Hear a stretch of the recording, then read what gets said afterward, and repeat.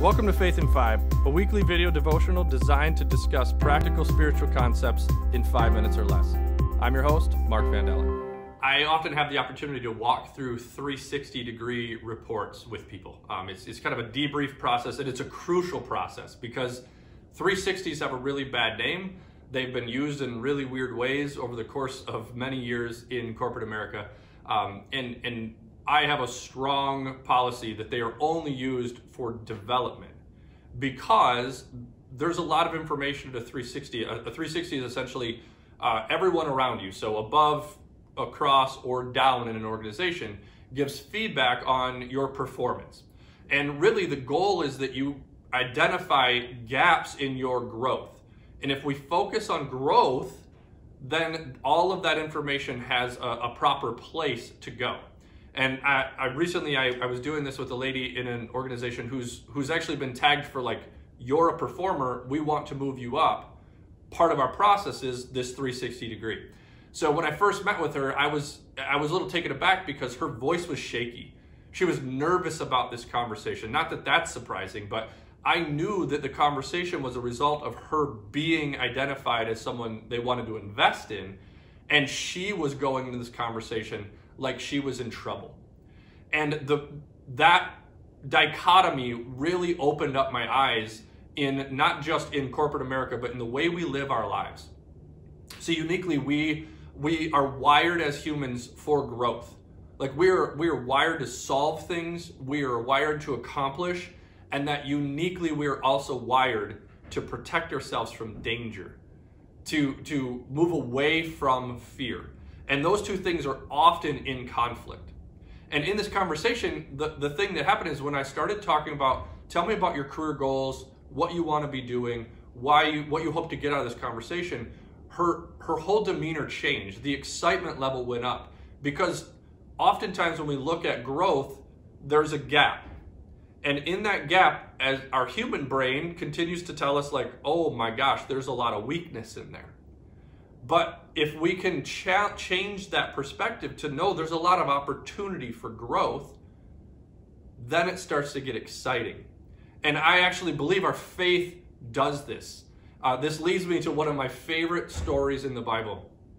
It's a story where Jesus is walking on water. There's a storm going on, and the disciples are all in a boat, and Jesus is not with them. He has sent them ahead, and all of a sudden, they're freaked out because there's a storm and Jesus is walking on water. And so now their brains are like frying, right? Like, hold on, that's Jesus. He's on water. The boat is rocking. Like they're on fear overload.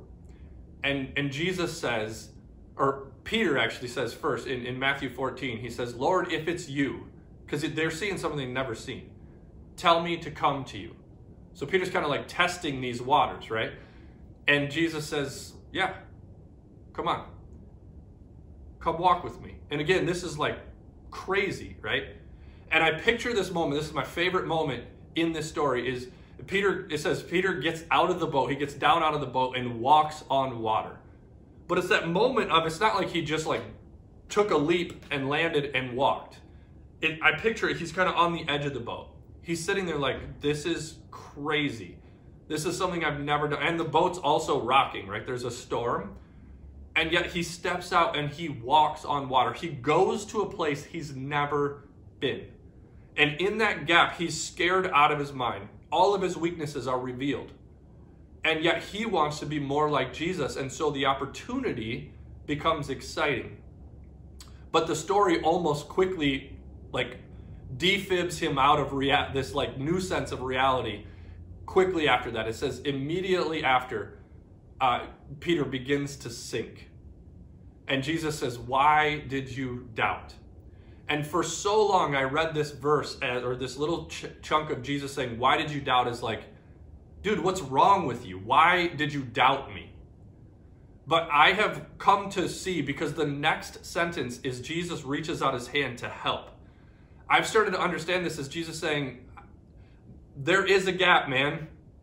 And as you walk in that gap, you're going to trip, you're going to fall, you're probably going to sink a little bit. But I called you out here. I believe in you. Don't give in to that fear that makes you sink. Lean into your faith. I called you. Lean, keep your eyes on me, and you'll be able to do this. In our faith, we all are challenged. In our lives, we're challenged with this: give in to fear and stay right where you are, or potentially go the opposite direction. Or lean in to Jesus, lean into your faith, and experience more than you've ever experienced. Hope theory is 4 big parts, right? There's a big picture that starts it, and the big picture that ends is continue to look out. We have this growth mindset to continue to see, engage the part of our brains that is growth, accomplishment, solving problems, rather than giving into the part that's fear. As you live out your faith this week, pay attention to the places that fear creeps in and lean into Jesus. I like to picture myself when I have those moments on the edge of the boat, and everything inside of me is telling me, stay in the boat. But Jesus says, no. Step out. Take a step out. Try something new. And come with me. Thanks for watching Faith in 5. If you like what you see, please like and share. If you're interested in making a donation to our ministry, please click the link below.